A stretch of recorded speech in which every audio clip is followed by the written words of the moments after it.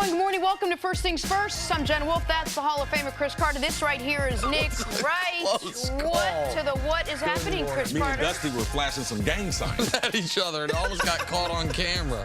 Wow. Oh, That would have been a Dusty. great way to start a Wednesday morning. We have our statistician just over to the side. He doesn't need to be on camera. Don't worry about all that. I don't know Dusty's last name. Oh, that's embarrassing. You've worked with him 2 years. First name Rusty, last name Dusty. There you go. What he said. Keep it up, Dustin. Wait, you're doing great today already, buddy. Okay. That's his last And now I know. Look at that. Learn something new every day. The Saints might never get over last year's NFC Championship loss. I'm sorry. Andrew Luck is already dealing with another injury. Dusty's last name is Wait, and Ezekiel Elliott is still in Cabo. That's where you start the show this morning. The Cowboys' star running back continues his holdout while the team appears to be digging in on their stance of not caving. According to reports, the Dallas Cowboys are not going to let Zeke force their hand. So just how bad could this situation get? Well, the once preposterous idea of trading him is now being floated around. So let us continue to float this. Should the Cowboys trade Ezekiel Elliott with his holdout now entering day 6? Absolutely not. You don't acquire a player in the draft like Zeke, and now you're going to trade him just because contract demands? He could have easily led the NFL in rushing every season he's been in the league. Easily. Their team is based around his ability to be able to run the football and run it 22 to 25 times a game and be able to have that same durability the next week. One thing about Zeke that makes him so special is he's so consistent. If you watch him when he runs, he very seldom gets tackled in the backfield. He has a great pad level, what they call as a running back. That means his pads can get under your pads, and when contact is made, does he fall forward or does the defender drive you back? And most of the time you see with Ezekiel Elliott, he's falling forward. He understands the running game, the concepts of the running game. He's a competitor. The bigger the game, the better he's going to play. No, absolutely not. Not now. Not right now. Not at the beginning of training camp. Now, if we get to the end of training camp and Zeke wants a couple more $1 million a year than Todd Gurley got, that there's no market out there for that, and I know I'm getting ready to pay Dak, Amari Cooper's on the horizon, they got some other guys on the defense next year, then I would think about it at the end of training camp. But right now, absolutely not. I wouldn't even put feelers out there to what would Ezekiel Elliott in a trade, what would it fetch? Here's the thing. I don't think the Cowboys should. I cannot eliminate the possibility that they will, because weird things happen in the NFL over the last 8 months. Teams have decided the cool new thing is to trade your best player. Antonio Brown got traded. Odell Beckham Jr. got traded. Not because those guys weren't good, not because they were on the downside, not because for Antonio it was about money. For Odell it was about fit and personality, and he was just about to have that new contract kick in. For Zeke, it would be about money. So I wouldn't do it, but I'll be honest. There's a lot of things the Cowboys have done over the last 12 months I wouldn't have done. I would have. They are just now seemingly finding religion on the constraints of the salary cap. The salary cap rules and regulations did not change between now and when they traded for Amari Cooper. They traded for Amari Cooper knowing his contract situation, knowing Zeke's contract situation, knowing Todd Gurley's precedent, knowing Dak's contract situation, knowing Byron Jones is coming up, knowing DeMarcus Lawrence was playing under the franchise tag. Like, it's not as if they are in a situation. Let's take Washington's football team for a moment, where you spend a ton of money on a quarterback, he then suffers a traumatic leg injury, and now that's going to be dead money on your cap, and you got to do this in the draft with the quarterback. The status quo from when they've made all these decisions has remained the same. I think the only thing that changed is this. They didn't think Zeke wasn't going to show up. No. They thought Zeke was going to be a good soldier for another year, and they could deal with his contract a year from now when Dak and Amari most likely are taken care of, when they decide, okay, is Tyrone Crawford going to come off our books? It looks like Byron Jones going to get a ton, but maybe he's not going to have an all-pro season in 2019 like he did 2018. And that's where Zeke's put him in a bit of a trick bag, which is he is their best player. The only hope they have, in my mind, of winning the division is if Zeke plays and plays a full 16 or close to a full 16 games. And now they are up against it because the salary cap is what it is, right. and it is a hard cap that you can wiggle around if you want to borrow from future you, but eventually that bill always comes due. The trend in the NFL now is obviously the passing game. You have these elite passers, and you sort of write your script based on that. And Jerry Jones is sort of trying to sell this idea that the NFL has devalued the position of the running back, that it's not necessary to win a Super Bowl. But Dak Prescott's not an elite passer, and Ezekiel Elliott is the focal point of their offense. So it's really hard. Maybe in other situations you could see this with the running back. You could potentially trade him. But what are the Cowboys without Ezekiel Elliott, especially if Jerry Jones wants to win this year or next? Right. When you look at the way the team was built, they were ready to have some success. They thought it was going to be with Tony Romo. They had that young offensive line. Tony Romo was at the end of his career. They have this great draft. They get Ezekiel Elliott. They get a guy, Dak Prescott. We don't know what he's going to be. He's a fourth rounder. Hope he's an NFL backup and that one day that he's a starter. But things happen in the NFL. All right? Tony gets hurt. Zeke is amazing. Dak comes in and is able to play a very manageable game. Like, wow, he looks like an NFL quarterback. And the way the team was built, it was built ready to win right then. Not into the future, because those offensive linemen, you can't have 3 of your offensive linemen. They're in the top 5 at their position. You can't have a wide receiver who's going to be in the top 10 of his position. A quarterback's going to be in the top 10 or 15. And then now you want a running back who wants to reset the market. So, no, this team was built to have some success. They found money in Dak Prescott in that 4th round with Tony Romo being injured. So I thought that first year was the best opportunity for him. And now, Dallas, as far as managing the salary cap, Jerry Jones is like, listen, Jerry Jones, Stephen Jones going to have to deal with this into the future, because the Jerry Jones, the decisions he made 17 and 18, they didn't get paid off because they didn't win a Super Bowl. But, man, they've been right up against the cap. So they haven't mismanaged it, but that salary cap hadn't been real friendly to the Cowboys. And I'm so glad you mentioned the name Tony Romo, because to me, people forget the way this fell. 2014, Tony Romo had the best year of his career, led the NFL in passer rating, led the NFL in yards per attempt, set his career high in passing touchdowns. And that was the Dez caught it, Dez didn't catch it year, where they were 12-4, they had a great season, and it falls flat because of that. The next year, Tony gets hurt, and the season falls apart. The following year, Tony gets hurt in the preseason, Dak takes over, and they have that brilliant 13-3 season. And then they make the decision that I bet still at moments keeps Jerry Jones up at night, which is he said goodbye to his adopted son for his new adopted son, Dak Prescott. And since then, because now when you see how long quarterbacks are playing, Tony Romo, I looked it up this morning, 39 years old today. Like, it's not his birthday today, but as we say today, he'd be 39. That's a reasonable age to still be playing quarterback. They decided to move on from Tony, who was Jerry's guy, for Dak. And then they have continually tried to make decisions to make sure that decision is validated. That's why you trade for Amari Cooper, who now jumps Zeke in the pay line. That's why you don't have a cheap first-round pick on your roster right now, instead going to be an expensive receiver. That might be one of the reasons you said last year, we got to pay Dak. Dak's franchise quarterback. You don't get rid of Tony Romo unless you got a franchise quarterback. And that's why you need to make sure you pay your offensive line to protect a guy like Dak. To protect him, all of it. And now you got the best player on your team saying, okay, I'm in Cabo. Good luck.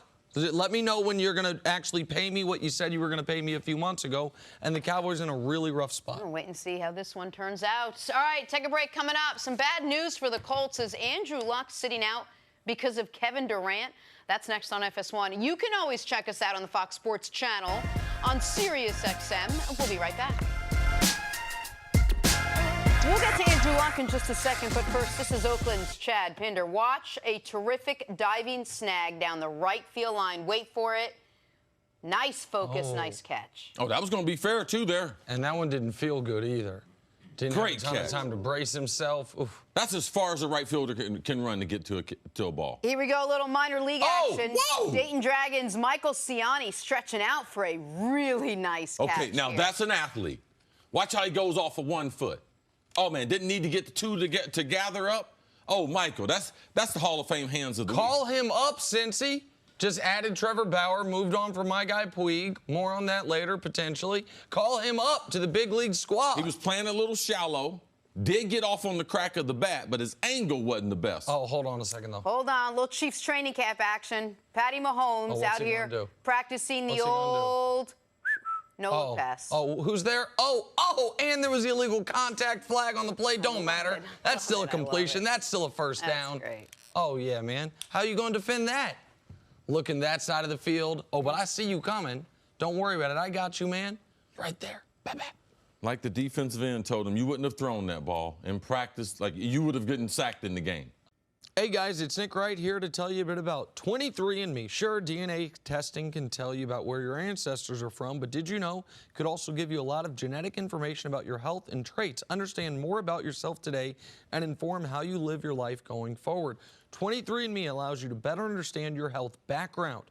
You can learn about many health conditions, such as harmful blood clots. The F2, F5 genes help you stop bleeding if you get hurt. Certain versions of the F2, F5 genes can also increase the risk for harmful blood clots. You can also learn about hereditary breast and ovarian cancer. The BRCA genes repair damaged DNA that could otherwise lead to cancer. Certain versions of these genes can increase the risk for developing breast, ovarian, prostate, and other cancers. Both men and women can be affected. 23andMe reports do not diagnose disease or describe overall likelihood of developing any disease. 23andMe tests selected genetic variants only. Visit 23andme.com/FTF for important test information. Order your health and ancestry kit at 23andme.com/FTF, and you can meet your genes in over 125 personalized genetic reports. That's the number 23andme.com/FTF.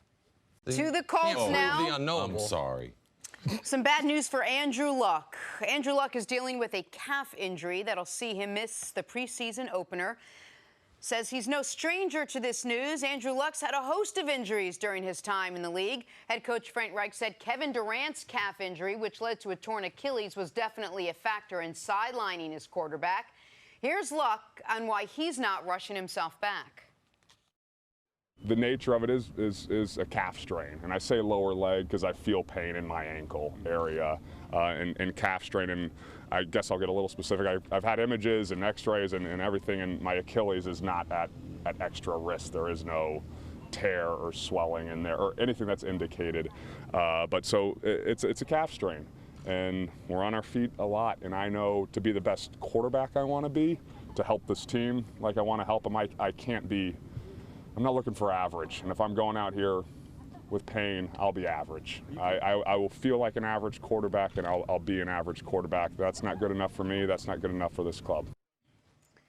You got to be careful with Andrew Luck after we've seen what he's been through the last couple of years trying to play through pain. See, what is your level of concern for him at this point? I'm not concerned at all. Even before Kevin Durant, the reason why I knew about the Kevin Durant injury and I knew the potential of Achilles, because there are hundreds and hundreds of calf injuries in the NFL every single year. There's so much starting and stopping, especially on the offensive side of the ball. The wide receivers are always pushing off from their natural stance. So one of your calves is always going to be sore. Typically now the wide receivers rotate around so you don't have a dominant leg. So you typically have two sore calves, two sore Achilles playing the game. Quarterbacks, their calves and their Achilles typically get sore because when they drop back, when they get to the top of the pocket and they climb, they push off of that lower leg to try to get back up into the pocket, and doing that every single day, it's going to make your calf sore, especially at the beginning of training camp. Even though you might be in great shape, you can't simulate what it's going to take to get ready for an NFL season. So guys come in training camp in great shape. But once you start, you put the pads on, you add the tackling to it, you add the mental distress, you add practicing twice a day, and the repetition for what you're doing it, soreness is going to creep in. So I knew about the Kevin Durant when I tore my calf, then I tore my other calf in the same season. We knew that potentially if you didn't alleviate that pain throughout the calf or take the right time, it could go down to your Achilles. It's interesting that he said about his ankle, because he probably tweaked his ankle, which led to him tweaking his calf, which ultimately, if you don't clean it up, you jeopardize the Achilles. I think they're going about it the right way. I think there are going to be a lot of athletes out there who have calf strains or issue with their calves because what we saw with Kevin Durant, it was such a galvanizing sports moment that, yeah, we should have learned from that. But I think that what they've done through the years has progressed enough to this point. No, you shouldn't be worried about his Achilles as far as his calf is bothering him. And we should mention that Andrew Luck did go on to say, yeah, I'll miss a couple of preseason games. I will be ready to go for the regular season. If he is rested and healthy and he's 100%, what is the ceiling for Andrew Luck? League MVP. I mean, what the projections were when he came into the league. Andrew Luck's a guy that I will forever, at one point I'll see Andrew Luck in person. I will apologize to him because he's a guy, of all the people I've ever talked about in sports, that I feel the most badly about how I evaluated, because when he was playing with an injury in years 4 and 5 and into year 6, he did a good enough job hiding the severity of the injury that I talked regularly about. When's Andrew Luck going to show us the quarterback that was the best prospect since John Elway? When is he going to realize that potential? Not knowing when he is was hurt. Absolutely. When is he going to be the guy we saw in year 3 of his career but hadn't seen since then? Well, we saw it again last year after the first 6 weeks of the season, after the Colts started 1-5, after he shook the rust off of having missed an entire season. We saw Andrew Luck be spectacular. We saw the Colts be as good as any team in the league. So the ceiling for him is to win a league MVP, and the ceiling for the Colts is to win the Super Bowl. I don't think many people disagree on that. Now, whether you pick those things are separate, but this team has been built brilliantly by Chris Ballard, digging themselves out of the hole the Ryan Pagano era, Ryan Grigson, pardon me, era kind of dug them into. They have all of a sudden acquired a bounty of draft picks when they traded back from 3 to 6 and still got the All-Pro Quentin Nelson. They then double-dipped in that draft by getting Defensive Rookie of the Year Darius Leonard in the 2nd round. They, I think, did a good job supplementing their team this year without overspending in free agency. And we saw how dominant Luck can be now that he's a veteran quarterback and a fully healthy quarterback last season. So I think the ceiling for the Colts and Luck are as high as any team quarterback combination we have in the entire NFL. Yeah, I think the expectations, it's hard to be higher than what they were, but they should be higher based on what he's been through, how he's performed when he's been healthy, and seeing the way that the team, the front office is built, and the way the team is being built, and how they're not overreacting to the market. We believe Frank Wright is underrated as a coach and believe that, man, his career is in great hands. He's been through some adversity. If this was early in his career, I believe Andrew Luck would probably be playing in the first 2 preseason games. That's and interesting. Let's not forget, he didn't inherit a great Indy team. No, they weren't good, man, when Peyton Manning was hurt. No, they were not a good team. So they have replenished this roster. And if you look at the type of skilled guys he's throwing to, if they can get a constant running attack from Marlon Mack, and that would help Andrew Luck out, because that offensive line, last year, Andrew Luck only sacked 2% of his dropbacks, lowest in the NFL. A guy coming off the significant injury that he did, they got that fixed. That's not a short-term fix. I don't know if they'll be that good this year, but they'll be one of the best offensive lines. So they have everything in place for him to be great. And once they started playing great, the final 10 weeks of the year, he was sacked 8 times. You go win a lot of games with any quarterback who gets sacked less than once per game. And when you mention the skill position guys, you say all the time, see, look at your wide receiving core like a basketball team. Man, they got it. Ebron's your center. They brought in Devin Funchess as your power forward. T.Y. Hilton's your point guard. And the guy you like, Paris Campbell out of Ohio State, can be that wing, if you will, can be a guy who can run the football, like get the ball out of the backfield, but also gives them some size and some athleticism on the wide receiving core. So T.Y.'s been, I think, he's made the absolute most of his abilities up to this point in his career, and he's had a great deep ball connection with Luck. But Funchess and Paris Campbell, one or both of those two, should add a more reliable possession receiver. And let's not forget the awful start they got off to last year. Frank Wright, as a rookie coach, those weeks 1 through 3, they were bad. Weeks 4 through 17, Andrew Luck throws 34 touchdown passes. Only Patty Mahomes, who had 37. All right? through weeks 4 through 17. People forget that. He was exceptional. This is a good team. I wouldn't be surprised a lot of people pick them as their Super Bowl pick. All right, let's take a break. Coming up, Not this guy. Will the Saints ever get over losing the NFC title game? Me and Dusty Short might have answer to is no. collaborate on. That's next on First Things First. You think you know my Super Bowl pick already? We got a great heavyweight battle for you coming up on Saturday as Brooklyn's unbeaten Adam Kovnowski takes on Chris Arreola Saturday, 8 Eastern, 5 Pacific on Fox and the Fox Sports app. Time for us to go viral. It's another day, so we get a new video of Ben Simmons shooting jumpers in pickup games. Check out the form.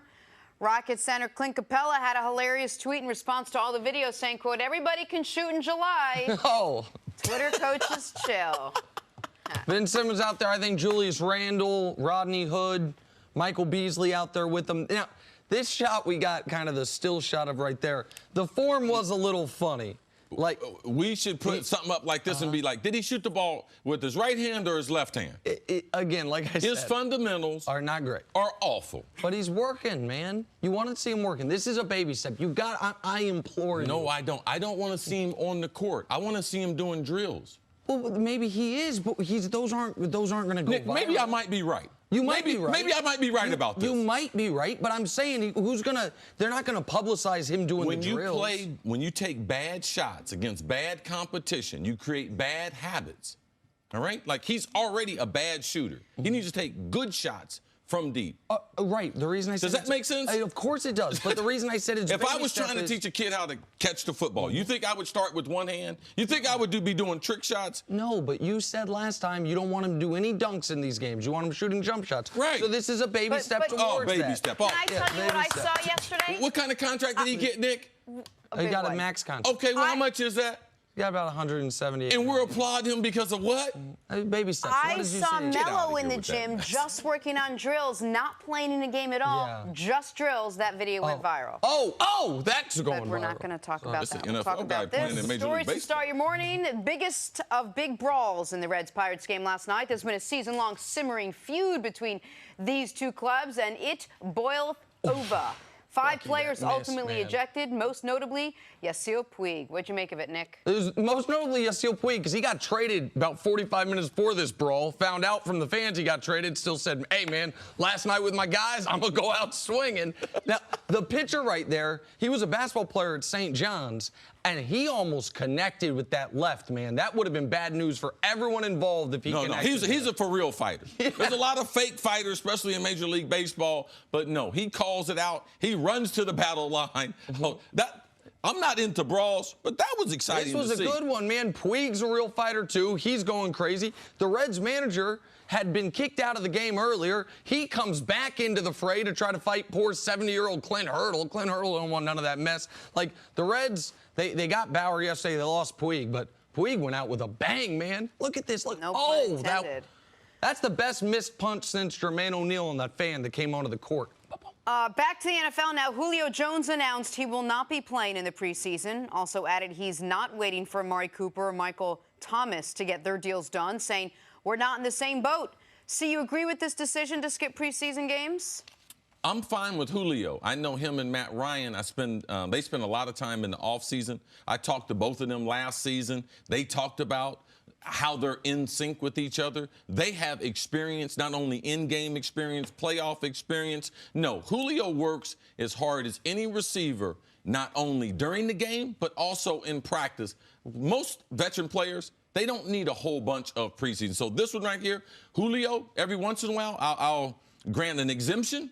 Julio, he has it. Yeah, I mean, he's doing the exact thing you recommended he do, which is if you have the agreement on the contract, show up so you're there with your teammates. I didn't even think about that. Yeah, I mean, this was like the word-for-word advice you gave. Show up, but tell them I'm not going to play in the preseason games, get my contract done. I feel like he, aside from Fitzy, who you have a obviously special relationship with, this is your favorite receiver in football, Julio Jones. I mean, he's a special guy. If they have a prototype, it's a picture of him. 6'3", lean body mass, not a diva, wants to play football, loves playing football. Great blazing guy. fast. Oh, yeah, yes. All those All of things. it. All right, let's move to the Dolphins now. See, he listened to me. Ben Simmons won't listen to me. New head coach Brian Flores says it's pretty clear to him that Ryan Fitzmagic is leading in the battle for the starting quarterback job.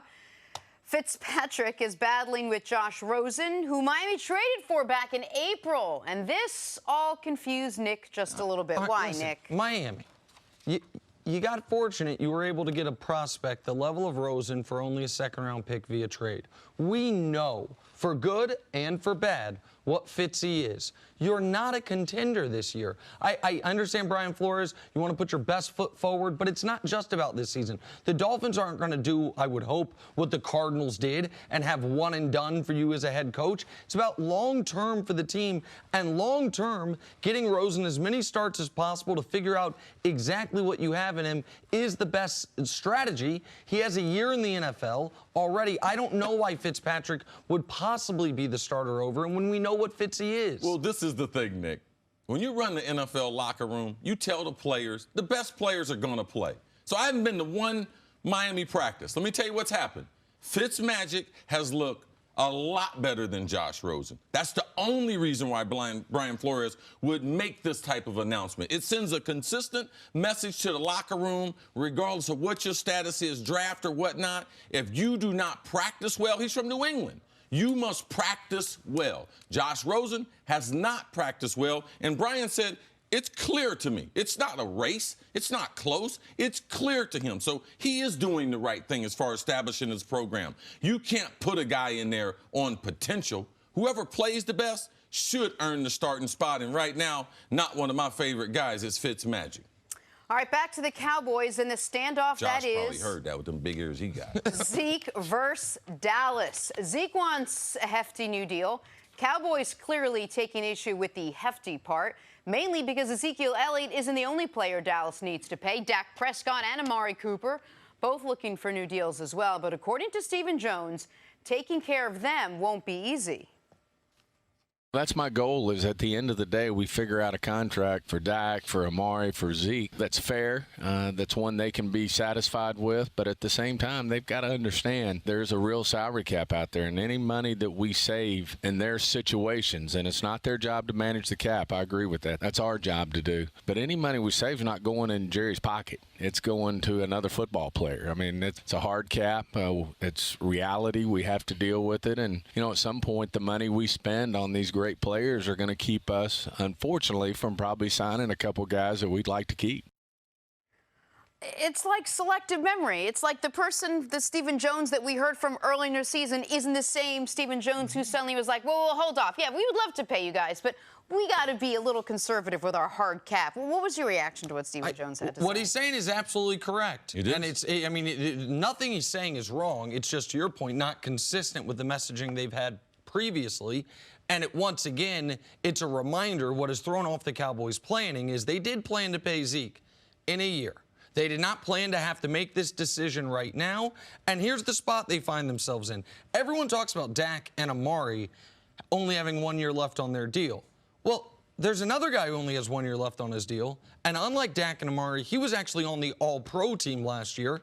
And that's cornerback Byron Jones, a first-round pick that they want to keep. Next season, they already have under contract those 3 All-Pro offensive linemen who all make between $12 to $15 million next year. That is just assuming La'el Collins walks out the door, Jalen Smith, who's a pending free agent as well, that they do or don't get something figured out with him. So, yeah, the Cowboys are in an incredibly rough spot, not because they don't have cap room, because next year they have, I think, the 5th most cap room of any team.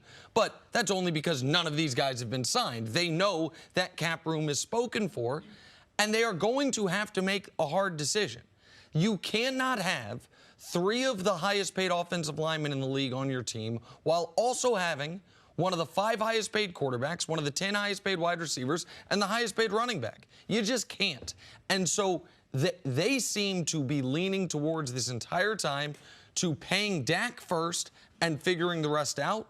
And the other part of this that I think maybe has screwed up their budgeting a bit is I think what Carson Wentz got and what Dak is demanding is coming in higher than they expected. that they thought they were going to be able to get Dak in the $22 to $26 million a year range, and Dak is talking in the $30 to $34 million a year range, and that's problematic. So none of this is wrong. It just, what these comments make wrong are the previous comments of promising everybody money whenever some local radio reporter would ask you about them. Well, it's a constant issue in Dallas, the messaging, when they say it, and the obligations that the owner and other people in the front office make to the media. Jerry's doing a show every week. So every week we get sound bites off of potentially what could be a problem. If you continue to do that, go to New England. Kraft never says anything because he knows that Belichick, he might not be able to live up to it. So you don't get that cross messaging in Dallas because they're such high profile and how they run their family business. It's going to always be an issue. The one thing that Amari, one thing that Dak, and one thing that Zeke, more so than those other players on the Cowboys, that they need to realize is, I'm playing for the Dallas Cowboys. All three of those guys are very, very marketable and can make at least 7 figures off the field every year. I would calculate that in as far as being a legendary Dallas Cowboy player compared to some other player. So I would calculate that in. If I'm Zeke, I got 2 years left on my deal, I would be trying to get more guarantees. Forget about the average per year. I would be doing that. If I'm getting Dak, I'm giving them a hometown discount, and I'm telling them, all right, I'm going to give you a hometown discount this time, but I plan on staying here for a long time. Amari Cooper was with the Raiders, and now he's with the Cowboys that he said he wants to stay with for a long period of time. So I just hope all three of those players, because they're not in the same class as Byron Jones and some of those other defenders and everything who aren't as marketable. Sure. They're making real money off the field right, because of that star on that helmet. If you could keep 2 of those 3 players, because it seems like that's really all they can afford, who do you keep? If I could, I'd keep Zeke and Amari. I'd pay Zeke and Amari, and I'd make Dak go prove it. Prove me wrong, Dak. Cost me money. Make me make a tough decision. Make me to where I can't put the franchise tag on you. Make it to where I've got to make you one of the highest paid guys in the league. But I don't think he'd be able to do that. I think that you would see the value come down a bit. And, I mean, the NFL 100, it's a flawed list. I understand. But, man, they got 15 quarterbacks in that top 100. The lowest ranked is Carson Wentz. Nobody is looking at that list and saying, man, Dak got snubbed. That's 15 names. The vast majority of people think, okay, at his position are better than him. There's only 32 teams.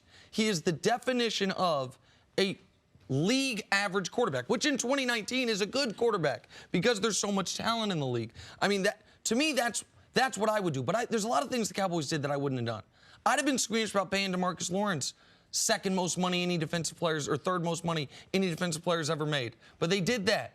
They did that with their offensive linemen. All of a sudden, you got a lot of really good players that are being paid like great players, and it's preventing you from paying the one great player on your roster, Zeke Elliott. One of Dallas's problems is that they're part of all these shows. There's other guys on teams that are good players being paid great salaries, but we're not talking about. No doubt. They have salary cap issues just like the Cowboys, but these are the Cowboys. All right, let's move on to the Saints now. Their 2018 season ended in controversial fashion in the NFC title game against the Rams.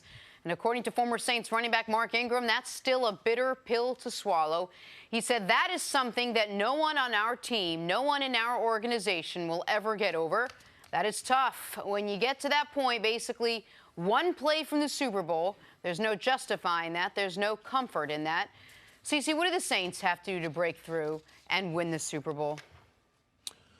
Well, the last couple years have been tough.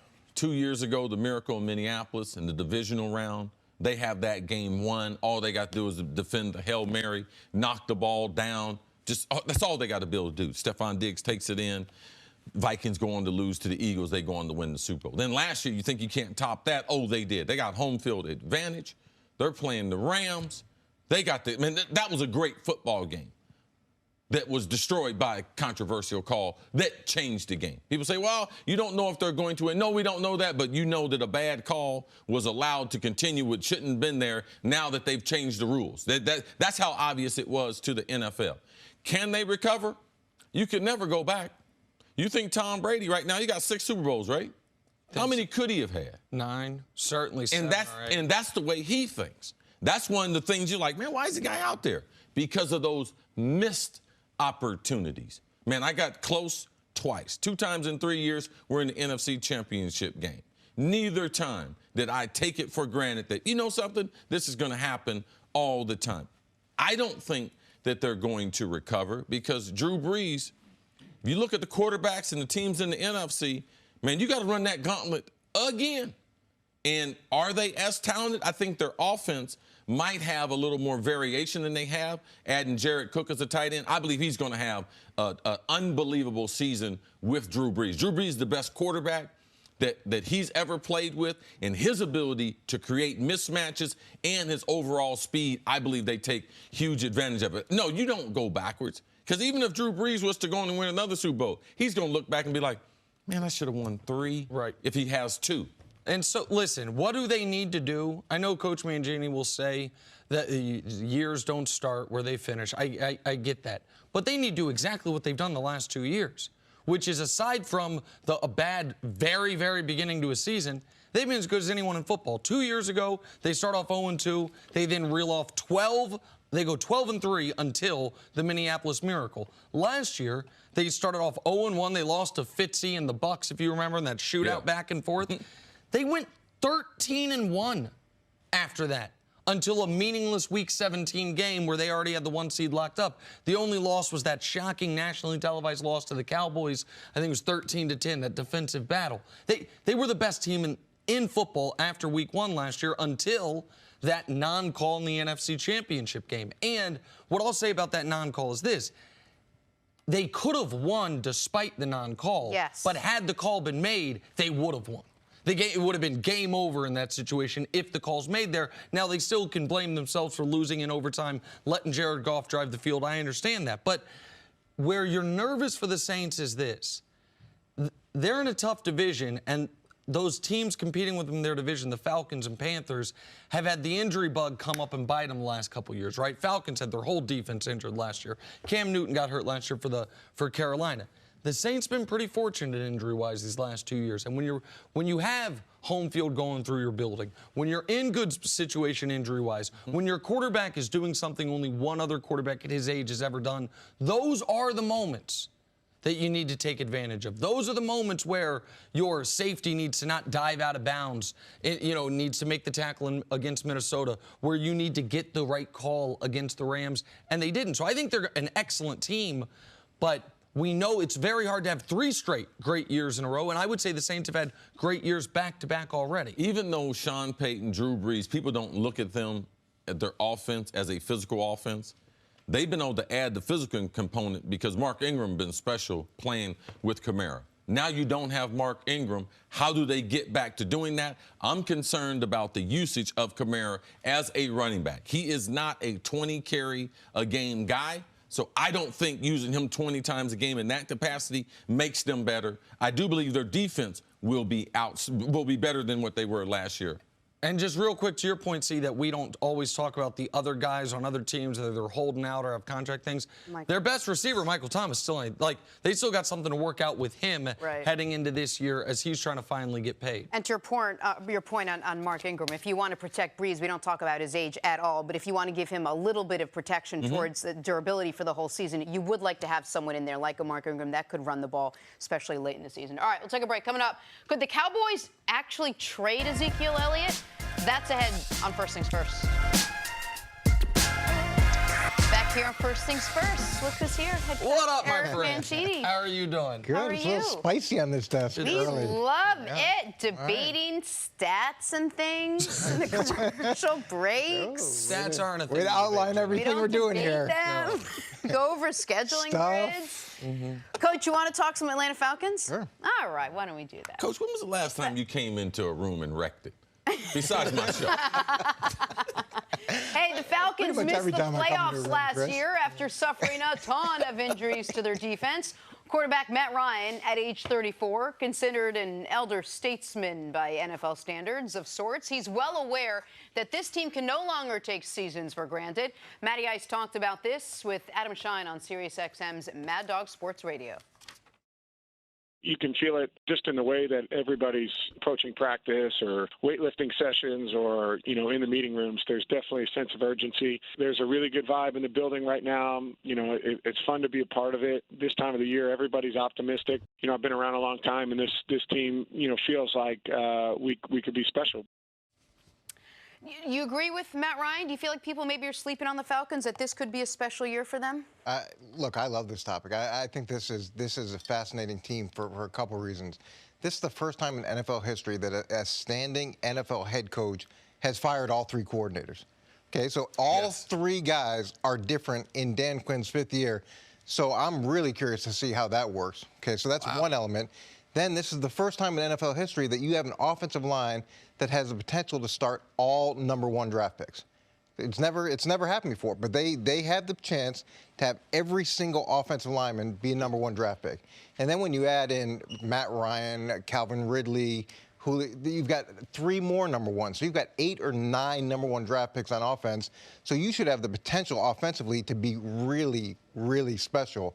What was it, 2 years ago they were in the Super Bowl, or 3 years ago they were in the Super Bowl, 2 years ago they were in the playoffs. Yes. Do I think people are sleeping on them? It depends on how these coordinators come together, what that translates into, and that's not easy. That's not easy for the players that are in the building, for everybody to get on the same page. So how quickly they can do that. But from a ability standpoint, yeah, people could be sleeping on the Falcons in a significant way if they can come together and gel early with that new group. And to your point, Coach, 3 years ago in the Super Bowl, league MVP, one of the 10 highest scoring offenses in football history. That's what they did. 2 years ago, despite having a ton of troubles in the red zone, they get to the divisional round of the playoffs, down 6, 1st and goal, 9-yard line to go to knock out Philly, to go to the conference championship game, and they just can't punch it in. And then last year, it was a combination of 2 things that wrecked their season. You alluded to one of them. By week 8, half their defensive starters on their back 7 were gone for the year. Just devastating injuries. But also, I know in the standings all losses count the same.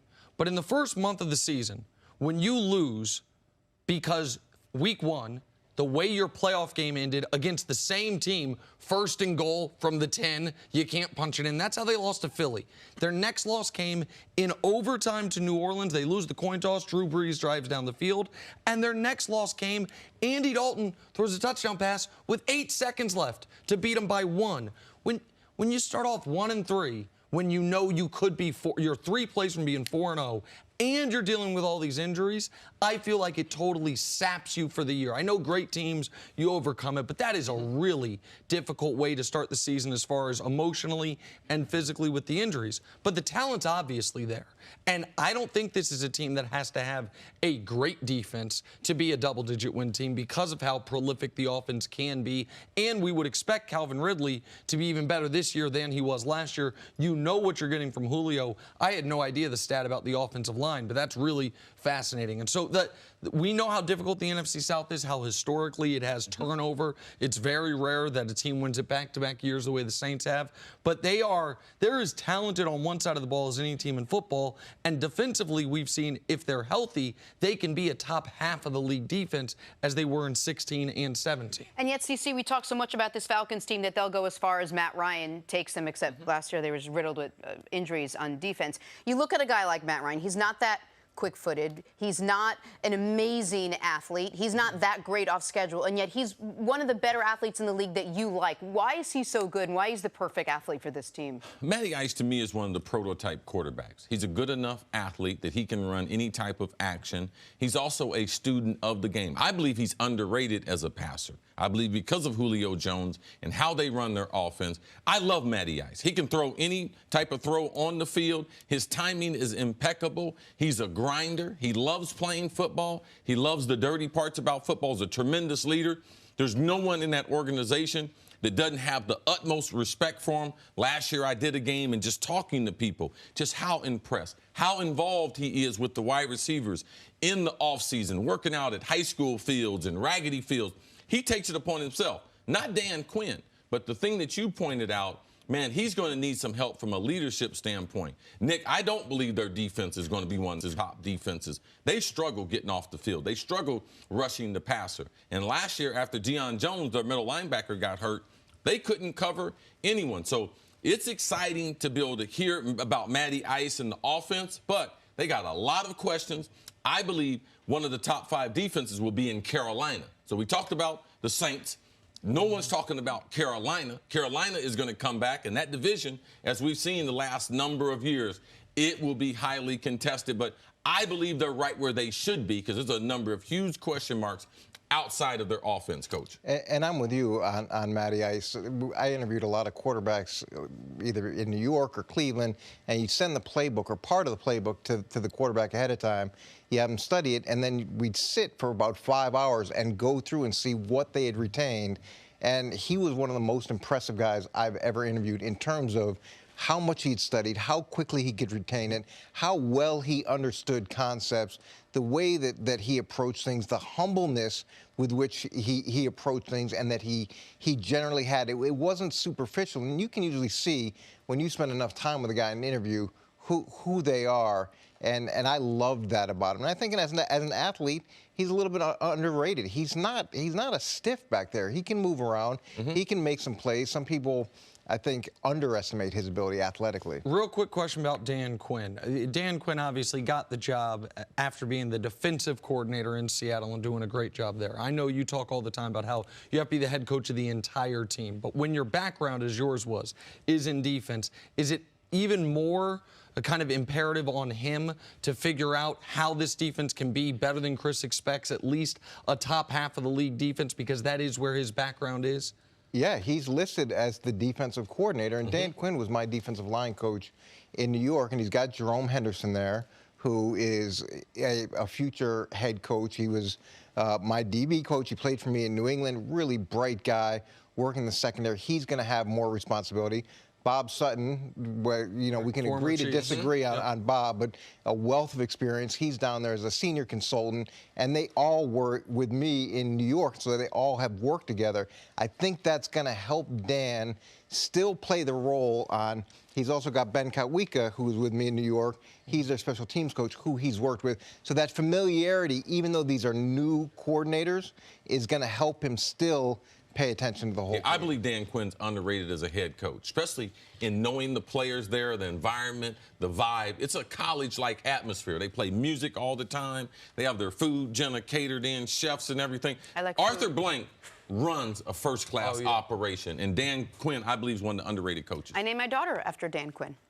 Thanks, Joe. Why? No, you were supposed to say you did, and I was going to say no. It was but not her a name funny is joke, Quinn. but it was a joke. Oh. Coming up, is Andrew Luck sitting out because of Kevin Durant? We'll discuss that on the First Things But First. it does sound to me like if the Falcons' defense isn't good, it's Coach Mangini's fault. You taught them all. They all came up under you. Yeah, but I'm sitting at this desk. Back here with Coach Mangini. Some bad news for Andrew Luck to pass along. He is dealing with a calf injury that'll see him miss the preseason opener. Luck is no stranger to this news. He's had a host of injuries during his time in the league. Head coach Frank Wright said Kevin Durant's calf injury, which led to a torn Achilles, was definitely a factor in sidelining the quarterback. Here is Andrew Luck on his injury.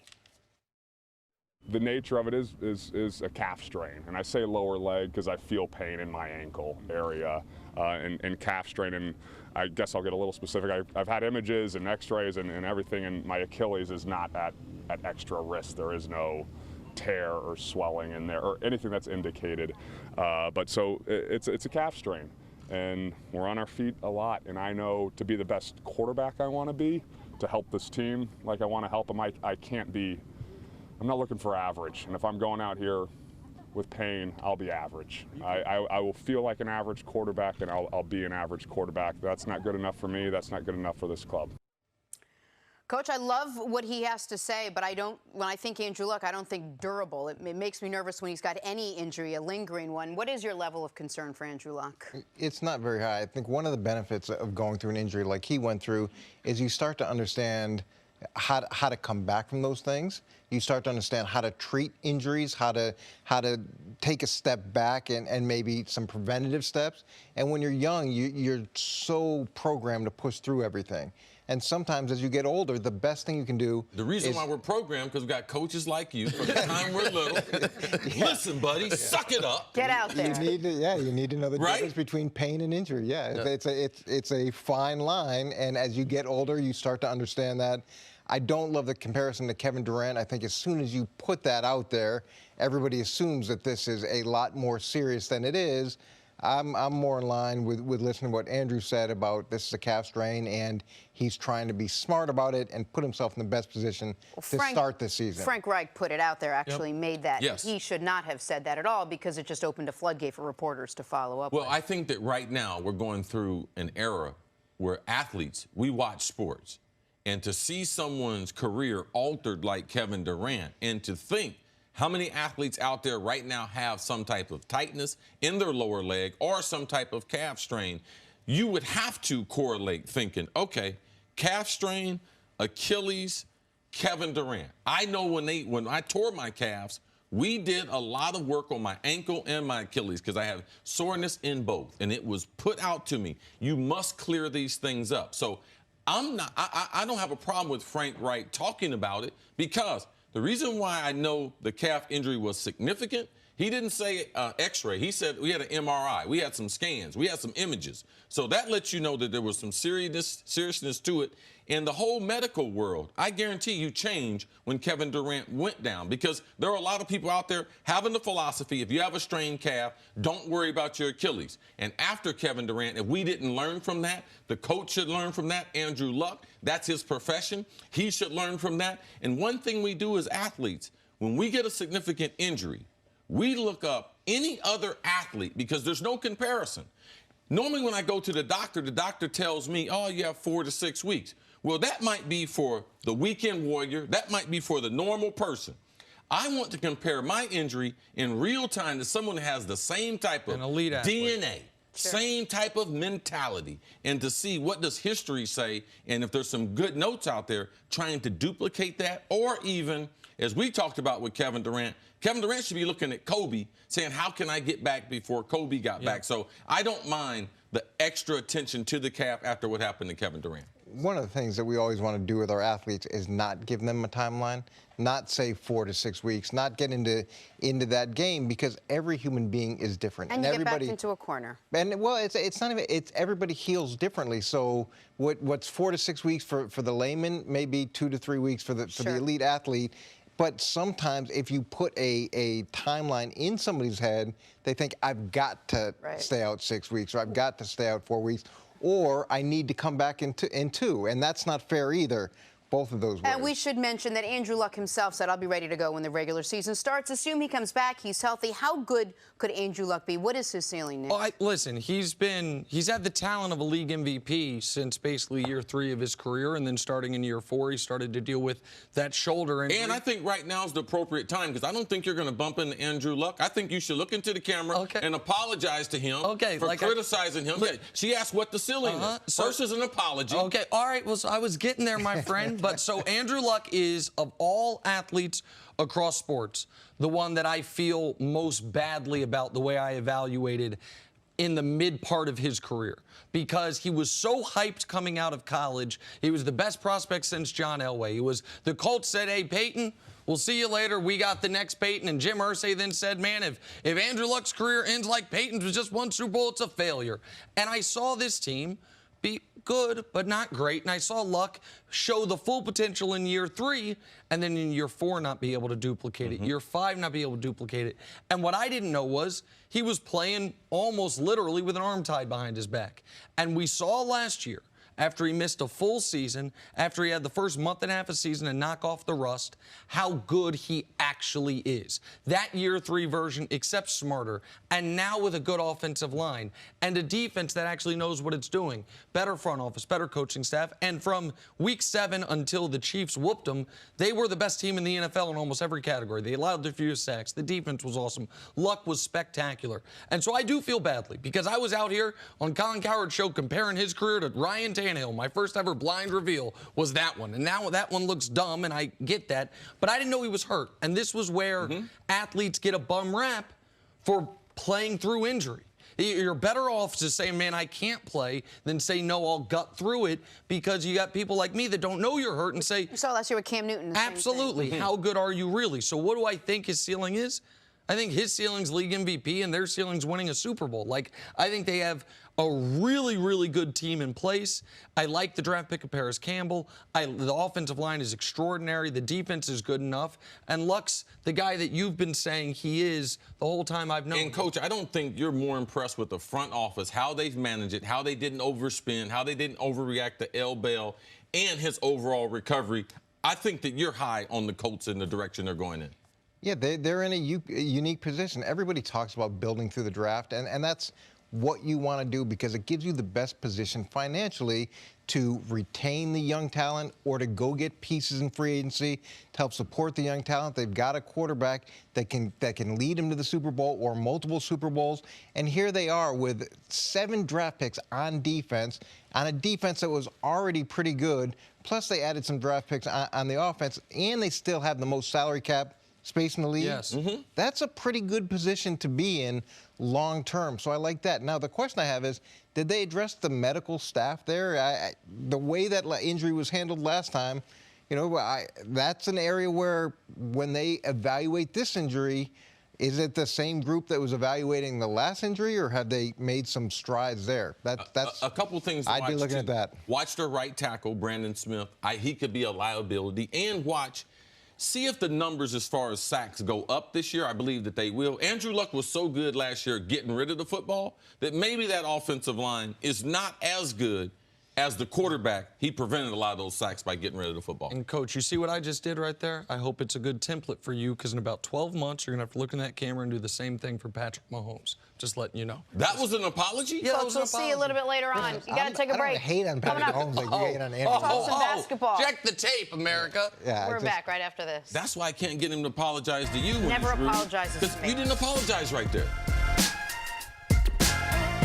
Tonight, some of soccer's biggest names, including Wayne Rooney and Zlatan Ibrahimovic, join forces to battle Atletico Madrid in the MLS All-Star Game. Catch the action 7:30 Eastern on FS1, also on the Fox Sports app. I bet this game. Nick would have butchered that, Jenna. That was Zlatan great. Ibrahimovic?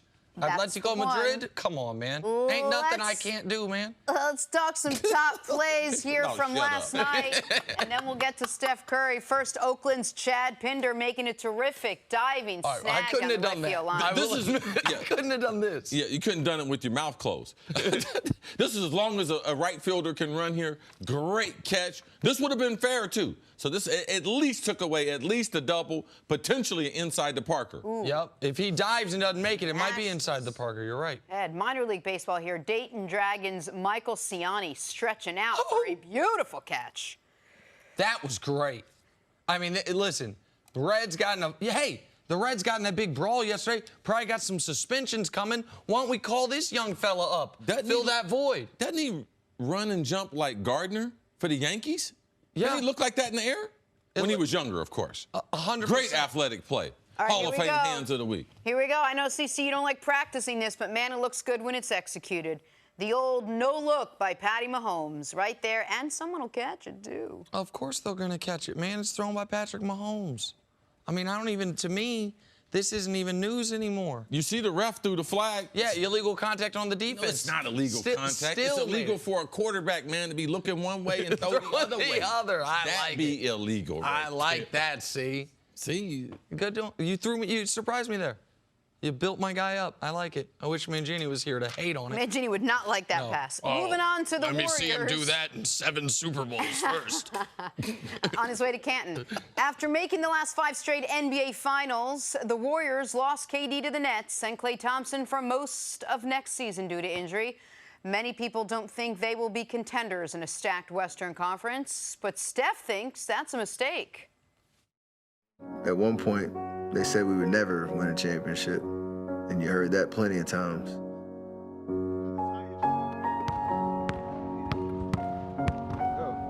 We don't need any extra motivation. I don't either, but this year you could almost say we were playing with house money because we had won championships and we were the hunted, but now we get to go back to hunting. Why was it so dramatic? It's his Facebook show. He does a good job with it, Steph. I felt like I wanted to cry, but I didn't know why I was crying. Nick, do you think the Warriors can sneak up on opponents this season, or is it just crazy to think of them in that capacity? No, I do think that they are, for the first time since, gosh, Mark Jackson's second year there, like legitimate underdogs. I think that if you are doing a hierarchy of teams in the West, I don't think anyone's putting them in the top 4. I think a lot of people would have them out of the top 6. So, no, I think what Steph's saying is legitimate. Now, will that hunt be successful? Not ultimately successful, not to the level that they've grown accustomed to over the last 5 years with 5 straight trips to the NBA Finals. But I'm excited for this season to see Steph, especially until Klay comes back. Not that dissimilar to what we got to see from LeBron his last year in Cleveland when Kyrie was gone and then Love got hurt and you had to see the do everything version of LeBron. Steph is going to have to play a style of basketball and a level of basketball that he hasn't had to play the last 5 years except for in bursts. And I like seeing I like seeing the ebb and the flow of it. Steph's surrounded by a ton of talent. We know what that looks like. Steph's surrounded by the least talent he's been surrounded by since he's been Stephen Curry, league MVP. That'll be fun to see too. And it'll be, for him, I think a great opportunity to remind everyone, hey man, to a degree, I am the system here. And if all of a sudden the Warriors contracted and you drop me in Orlando or you drop me in Charlotte or you drop me in Phoenix, I would be a great player in any circumstance. So I'm excited for all that, and I think Steph should be. They're not a championship contender. They're not a championship level team, and we know that, but that doesn't mean this can't be a really interesting Warriors team to watch for different reasons. Yeah, they should be an underdog. But if you look in the last 15 years, the teams that have won NBA championships, the only team that could really be an underdog was the Dallas Mavericks after that, because they upset the Heat and Dirk. Dirk's the only champion because of the supporting cast. Look at all the other guys that have won.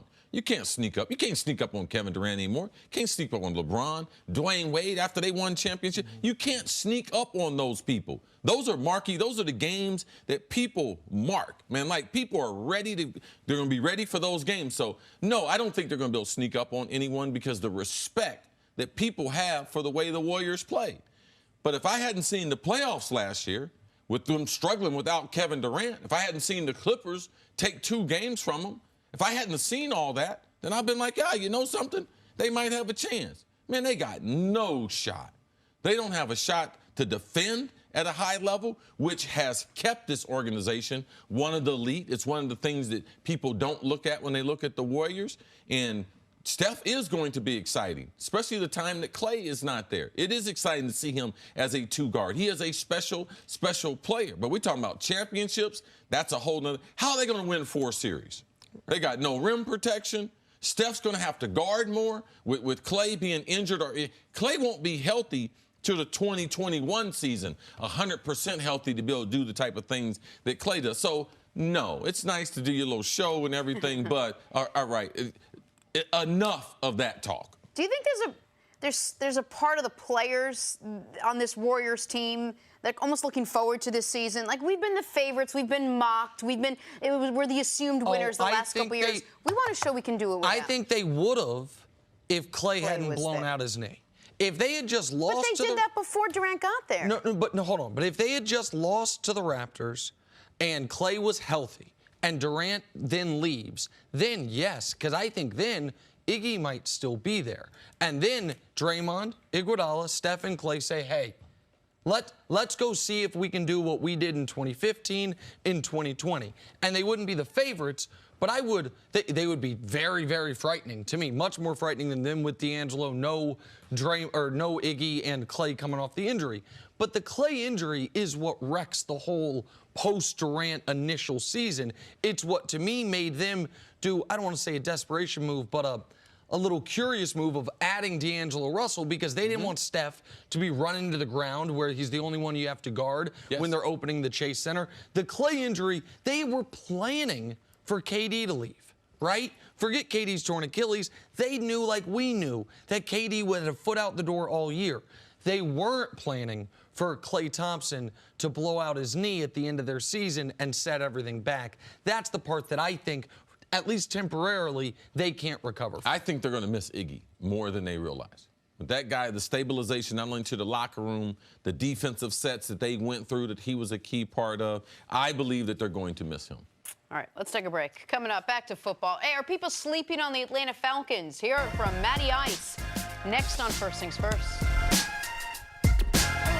Back here on First Things First, we're going viral. All right, check this out from the Saints Twitter account. Drew Brees throwing the ball between two receivers, bubble wrapped. Watch this, watch this. That's amazing. That is great timing. I mean, no, the timing on that is, and the precision is impossible.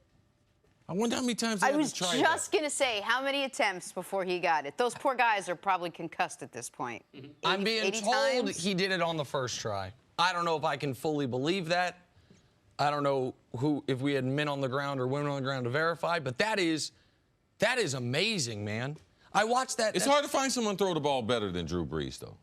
As precise of a thrower Absolutely. ever as we've had in this league. I mean, that was crazy. Like the timing of it, it was the timing and the location. Now, one thing I would have enjoyed, I could do something like this. I would enjoy doing something like this, but I want that to be me and Nick in the things right there, and I just run through him and just, boom, just knock him in the next Oh, meet. wow. Tap, tap. Oh, okay. All right, I'm being told we can do that? Okay. All right, no problem. Make sure you get that hammy fixed first, my man. Yeah, my Oh, ham's yeah. Stories to start your morning. And we'll start About with to the be me and biggest Chris. of big balls yeah. in the Reds-Pirates game last night. Now, there's been a season-long Check my simmering record. feud between these two teams.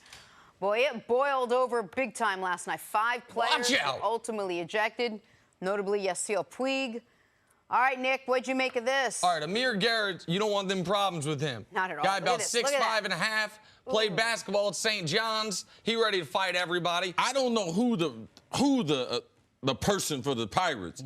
He trying to grab his hand. He not trying to fight. He like, somebody get this wild Whoa! man. No, and he also knew bigger problems were on their way. Yasiel Puig, even though he had found out he was traded to the Indians about 40 minutes prior, he was still playing. I'm not sure why.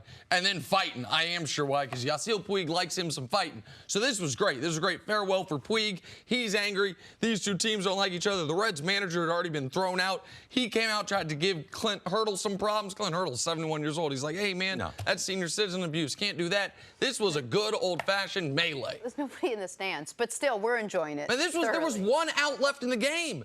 It's 11-3, 2 outs in the ninth. They say, you know what? We getting it in now. I like that. That's All right, good, man. moving on. Ezekiel Elliott is now entering day 6 of his holdout. Dak Prescott and Amari Cooper are looking for new deals as well. Stephen Jones said, boy, they got to understand there's a real salary cap. See, what's your reaction to these comments? It's the harsh reality.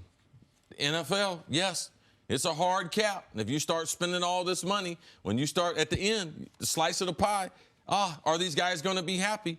No, they run out of money. We knew that before free agency started. Dak must be signed. Ezekiel Elliott doesn't have to be signed. Amari Cooper doesn't have to be signed. They got big problems, and I think Stephen Jones is starting to fess up to the reality, to the fans. Ezekiel Elliott could be out a long time. This is just a really bad beat for the Cowboys because there's no way they could have anticipated the league in the last 90 days totally changing how the salary cap... Wait, what's that? Hold on. Oh, it's always been this way? Oh, it's been, the whole time they've been talking about paying guys? The cap's been the same rules on the hard cap. There's no... He's right. I don't know why they're just now realizing this is how the NFL works. They know it. They did not expect Zeke to force their hand. They were ready to pay Dak. They evidently had some intel that Amari was going to be patient, so they had it all planned out. Yep. Zeke was the straw that stirs their drink. Now he's screwed up their drink for the year because they didn't plan for him. Yeah, straws are out of style too, man. Absolutely. Killing too much sea life, man. Correct. Give up the straws, people, if you're out there. Confirmed. Or do the paper ones that disintegrate in a second and a half. Dolphins now. New head coach Brian Flores says it is pretty clear to him that Ryan Fitzpatrick is leading in the battle for starting quarterback down there in Miami. Fitzmagic is battling with Josh Rosen, who Miami traded for back in April. All right, C, what do you make of this? all the times I've been a high school coach for a long time, last 2 years, having coached high school football, and all my kids, they come to me and be like, Coach, I want to transfer. And I'd be like, okay. Most of them are big-time Division I programs. I say, is that guy a pro? Is he going to be playing in the NFL? Because if he is, you might think about transferring. But if he's not, you need to stay there and beat him out. When you look at Ryan Fitzpatrick, if this guy beats me out, I'm going to kill myself. All right? That's what I'm going to do. That's what I would have told my kids. If you get beat out by a chubby, unathletic quarterback, Ivy League educated, oh, man, kill yourself. Okay. Like, just as bad Maybe for Josh just Rosen. retire would be the better advice. However, I don't listen. The boss has just told me, yeah, I can say that. Okay, all right, good. Glad to know. Listen, Rosen is the more talented of the quarterbacks. How do you know that? Because I've seen them both play. I saw Rosen play at UCLA. I know he's more talented than what Fitzpatrick is right now. Okay. And I also know that Fitzpatrick can look good for a stretch of time and then will kill you. That now, last year, Arizona had the worst offensive line in football. Pro Football Focus, your friends say Miami is the worst offensive line in football. Maybe Flores trying to figure out that offensive line before Rosen gets killed early in the year. I don't know. But Rosen should be the starter. Let's not talk about anybody dying. Let us talk about, though, the Falcons. They missed the playoffs. You talk about him. He got some big ears. He'll hear you all the way. Last year, after suffering a ton of injuries to their defense, quarterback Matt Ryan, at age 34, considered an elder statesman by NFL standards. Well, he's well aware that this team can no longer take seasons for granted. Matty Ice talked about this with Adam Shine on SiriusXM's Mad Dog Sports Radio. You can feel it just in the way that everybody's approaching practice or weightlifting sessions or, in the meeting rooms. There's definitely a sense of urgency. There's a really good vibe in the building right now. It's fun to be a part of it. This time of the year, everybody's optimistic. I've been around a long time, and this team, feels like we could be special. Are you one of those people? Do you feel like this team can be special, or you think people are sleeping on the Falcons? Well, I don't think people are sleeping on them. I think they have a number of questions that aren't answered right now. So, no, their offense is very, very talented. They have been the last several years. I believe that Matt Ryan is underrated as a quarterback. I believe he's one of the best throwers. The offense that they run, how they attack defenses, how they move the ball around. Calvin Ridley, their first-round draft pick last season out of Alabama, he comes out with a rookie campaign of 10 touchdowns. There's been only 4 other receivers that were able to do that. Randy Moss, OBJ, Michael Evans, amongst the 3 of the 4 who were able to do it. So offensive productivity, yes, it will be there. Matty Ice, will he throw for 4,500 yards or so? Probably so. Julio Jones, 1,500 yards? Yes.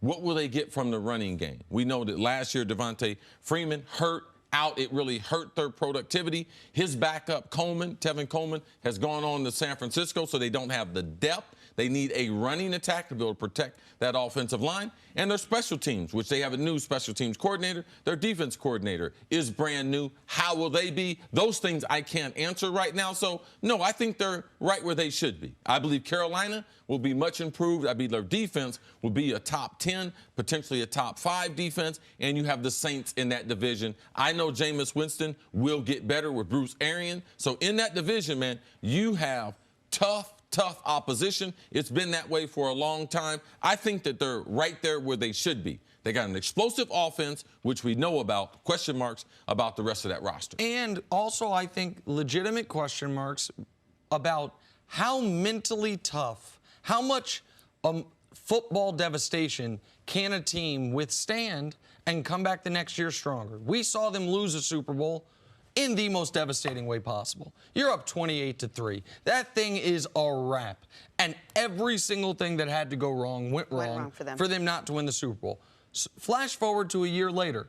They are in a great position that, yeah, they're on the road in the divisional round, but on the road in the divisional round against a team who's on a backup quarterback in Nick Foles, who hadn't played well at all. He hadn't gone on that magical run yet.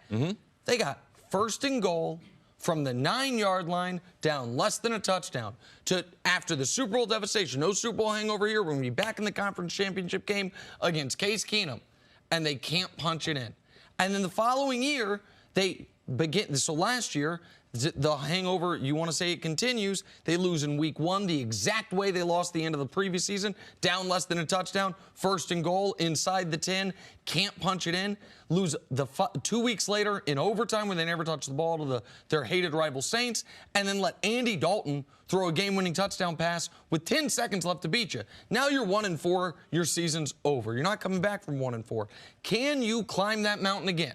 Can you know how hard it is to get back to the top. You know how well you can play, how good the offense can be, and you're bad for a drive, a series, and it's all for naught. Can you do it? Because they're not going to have, it would be shocking if they have as much bad injury luck as they did last year. Matt Ryan has shown he's going to play to this standard consistently. Calvin Ridley showed he was worth that first-round pick. To Chris's point, we know how good Julio is. Can the defense be league average? And can they sustain the ebbs and flows of the season when last year it seemed to me like their season was over by October 1st? All right, let's take a break there. Coming up, let's stay in the division.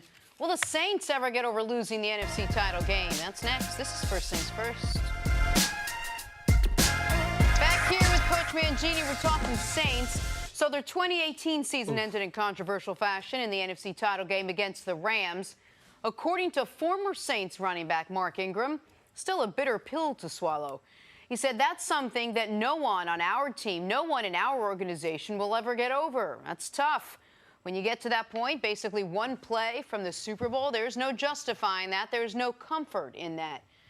Coach, what do you think the Saints have to do after 2 years of disheartening fashion of the way they lost to be able to finally break through this year? Well, the first thing is they have to get over that play. We got to stop talking about this. And you hear, we talked about Tom Brady yesterday. We heard his comments. Every year is a new year. You got to start at the beginning. You got to work your way up.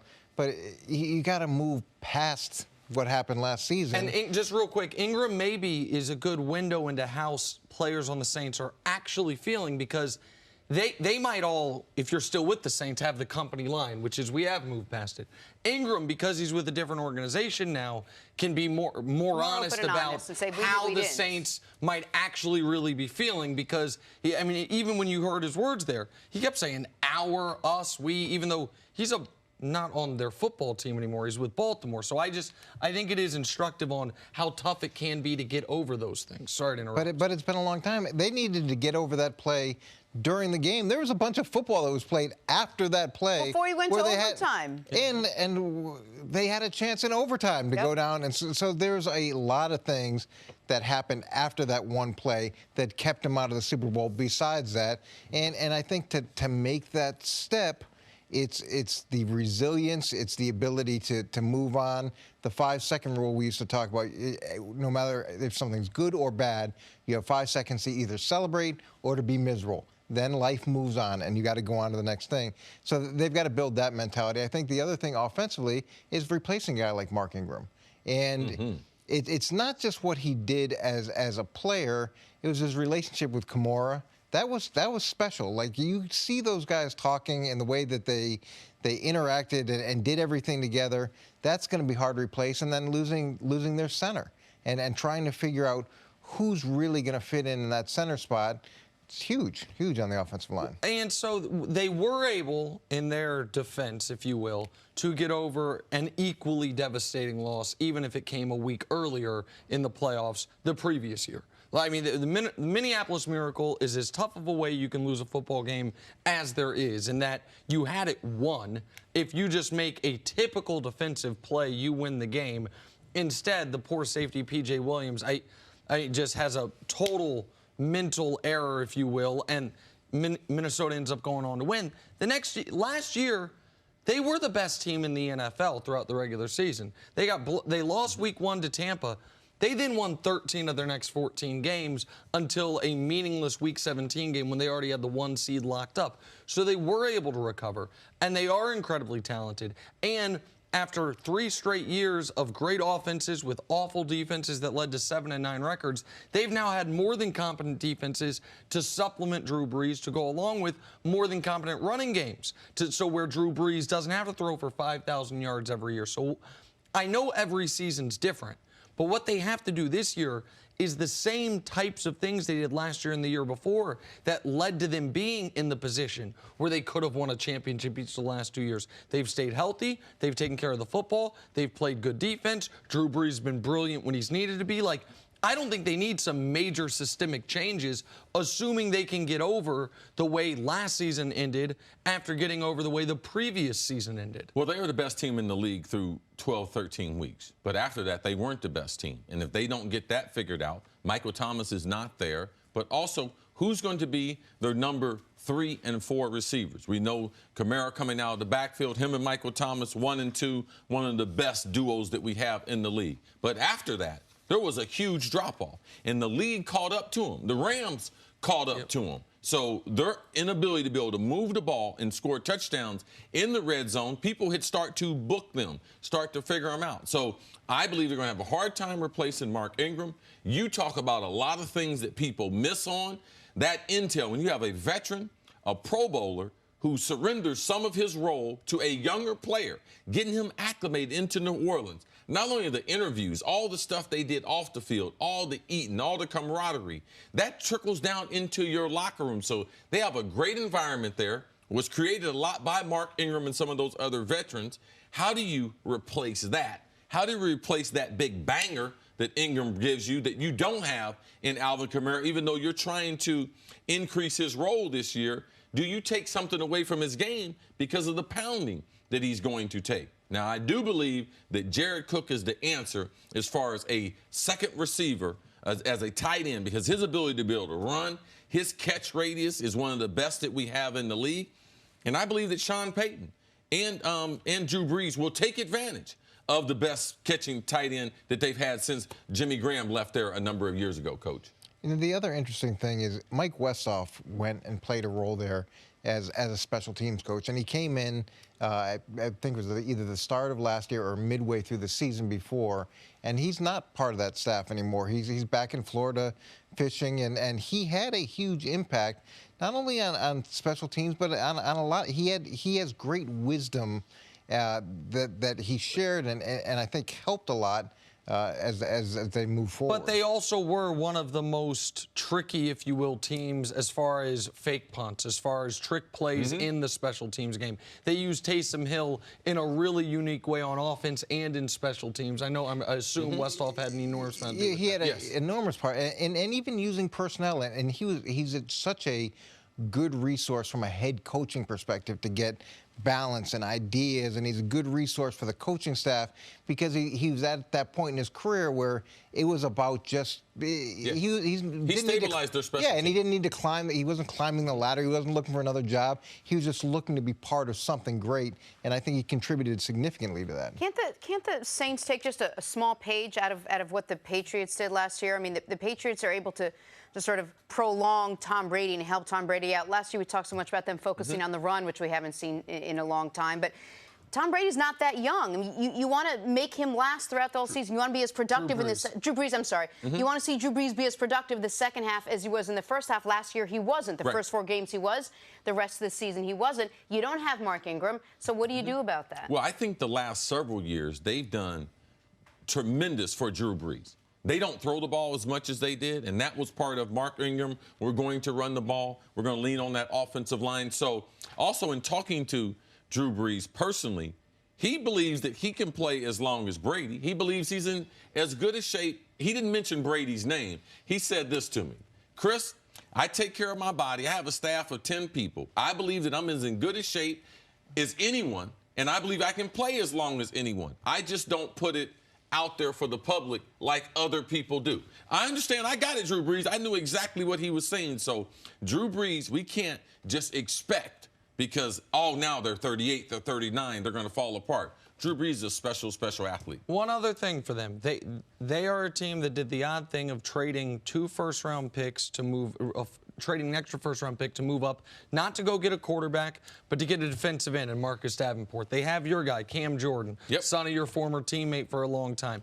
You have the ability to have 2 potential elite edge rushers. Marshawn Lattimore, I believe, is going to make an all-pro team throughout his career. They added Eli Apple, who was a first-round talent for a reason, even if he fell out of favor with the Giants. They do have the ability to get after the quarterback and stop the pass. Like, they can be a very good defense that can play fast on that turf in New Orleans. So it's not just about what their offense can do. That's how you win. You go 13-2 last year before you rest everyone in Week 17. That's how you do what you hold the Rams offense down the way they did until losing in overtime. I mean, I think the Saints are a very well-rounded, very dangerous team. They've just, last year Atlanta got unlucky in injuries. Carolina had their quarterback hurt. The Saints were fortunate in injuries. Like, they were fortunate in injuries the year before. Do they keep that up? That's why you got to take advantage of the seasons they had in 17 and 18, and they just weren't able to.